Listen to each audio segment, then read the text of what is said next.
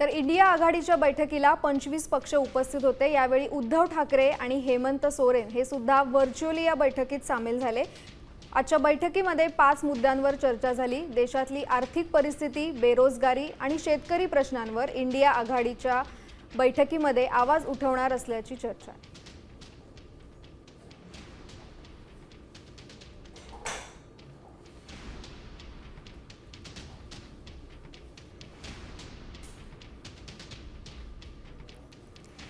तर या मुद्द्यांसोबतच इंडिया आघाडीच्या आजच्या बैठकीत कोणत्या मुद्द्यांवर चर्चा झाली यावर ग्राफिक्सच्या माध्यमातून एक नजर टाकूया।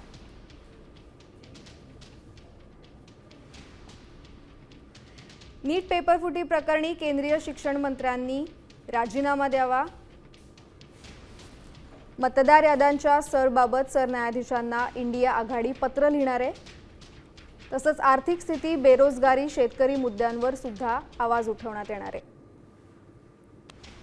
यापुढे दर 2 महिन्यांनी इंडिया आघाडीची बैठक होईल। तसंच पावसाळी अधिवेशनादरम्यान संसदीय समन्वय ठेवणार।